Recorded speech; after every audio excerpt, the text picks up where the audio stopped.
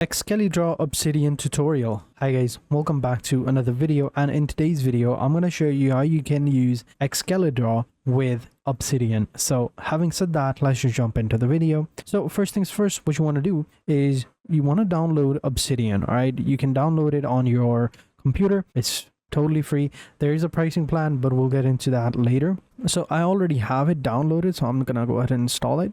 And this is how the setup would look like. So I'll just simply go ahead and install the application and we'll begin. And also while this happens, well, it's already done. Let's go ahead and create an account. So we're going to click on account over here, and we can also create an account on Excalidraw. You can see the website is actually pretty simple. You can come over here and you can start picking a tool and start drawing it over here. But you can see right here, you got all these options right here. You can click on the sign up button over here to go ahead and create an account. For now, we're going to create an account on Obsidian, and then we'll go to the application, and then we're going to go ahead and sync it and start. So first things first, sign into your account. I don't have one, so click on create an account. Full name, email address, and password. Those are all things that are needed. And once the account has been created, go ahead and check your email address to go ahead and verify it. And once you've clicked on the link, you can go ahead and sign in. So here we go. We now have an account. We're good to go. Now we can go ahead and get started. So now we're going to go ahead and open up our Obsidian right here. I'll open up the profile here. And here you can go ahead and you can create a new Obsidian vault under a folder. You can open a folder as a vault if you already have one, or open an existing vault that you can go ahead and sync. For now, I don't have that, so I can go ahead and click on create over here, or click on quick start, and it'll do all of that for me. And I can just go ahead and simply get started. So this is my vault right here. You can see this is how it looks like. Let me go ahead and put this up. There we go. So this is the vault. You can see right here, this is the welcome settings. On the left hand side, I have my open quick switcher, open graph, create new canvas. These are open today's daily notes, and insert a template. And you can also use the command palette over here to go ahead and get started and add all of these options right here, like delete a paragraph, bookmark, insert math, add tag, all of that, right? And this is your welcome page. Here you can create and open up new tabs, and you can create new files, go to files, see recent ones you can create. And these are your graph page over here. You can see right here, you can see if you click on create a link, you can go ahead and link it, and it'll be connected to that page. So from welcome to directly to the create a link. So make notes of something, create a link, or try the importer button. All right, so let's say I want to create a link, and here you can go ahead and add your notes or whatever, but that's not important. What we want to do is we want to add Excalidraw over here in Obsidian. So let's go ahead and add Excalidraw. So to do that, you can see there's no option right here. So you need to go ahead and click on this little cogwheel, the settings button over here. It'll open up this little pop-up. Here you will find community plugins, and here you can click on turn on community plugins. Once it's turned on, you can go ahead and click on browse, and here you can go ahead and search for Excalidraw. You can see Excalidraw is already over here, but you can go ahead and search for it as well. So once it's available, just simply go ahead and click on the install button. It's gonna say installing plugin right here, Excalidraw. So once it's installed, just simply enable it, and you'll see a new icon has appeared over there at the left corner. So now if I just close it up, close this up, you can see new drawing over here. Click on this button, and now we have the Excalidraw file open up. So now we can go ahead and get started with this one. So I'll just go ahead and close the graph view so that we have a much better option. There we go. Now it looks much cleaner and bigger. So here we go. So you can see right here, now we can go ahead and get started with it. So apprentice of sketchnoting over here, type Excalidraw in the command palette over here at the left hand side. You can see right here, if I search Excalidraw, you can see all these different options that are appearing. These are all commands or prompts for Excalidraw. So let's say add a back of a note card. So click on that one, type the section name you want. All right, so let's say I'll just add a name. All right, so now there we go. We now have this one right here. It's quite big.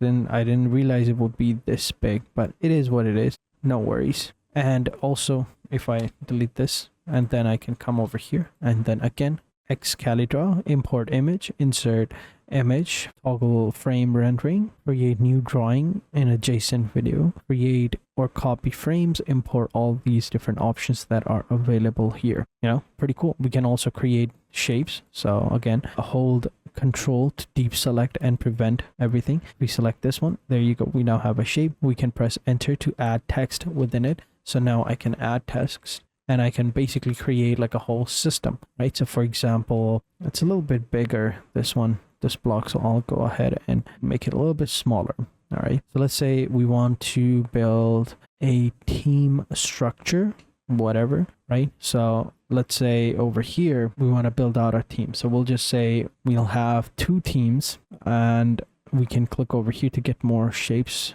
like the lasso and other options. But let's go ahead and add it over here. So let's say we have the editors and then I'll add this little triangle. It's going to be a different shape. So this one is going to be script writers, right? Both are equal, I believe, in size. No, this one's a little bit bigger, but it is what it is. So now you can see this little button right here. We can use it to, you know, wiggle around or change the direction of it, you know. And over here, you've got lines. So you can go ahead and draw different lines between them like this one. You can go ahead and connect these two like so, and then you can go ahead and curve it and basically, you know, connect the map. So I'll leave it at this one as of right now. Okay, I'll move that because there we go.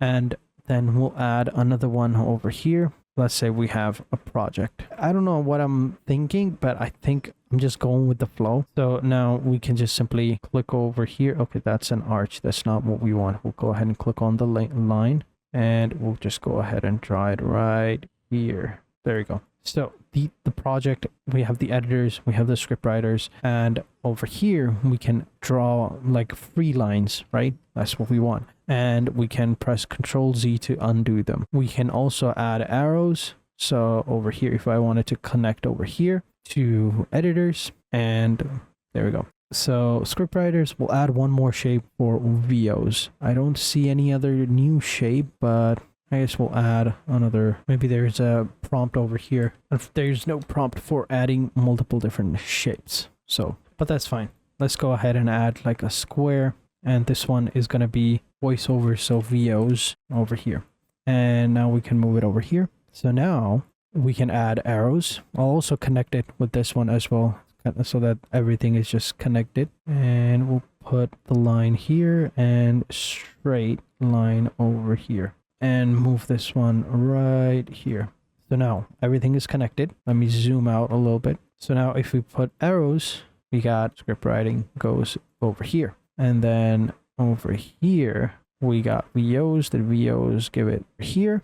And then editor moves over here to the project. And then from projects, whenever we receive a project, we go ahead and give it to the script writers to go ahead and write everything, direction, whatever. Kind of like this, you know, weird process, but it is. But yeah, generally speaking, this is how you can use Excalidraw. Next, you've got the save button over here where you can save it. You've got the settings over here where you can go ahead and type whatever you want. Click on this button. You can go ahead and export the image over here, rename it, open link, whatever you want to do, you can do it over here. But yeah, this is how you can use Excalidraw with Obsidian. So pretty cool, right? But yeah, this is how you can use it. So thank you guys for watching. Hope you guys enjoyed this video. If you did, be sure to hit the like button, subscribe to the channel, and turn on post notifications. And I will catch you guys in the next video. And until then, take care and goodbye.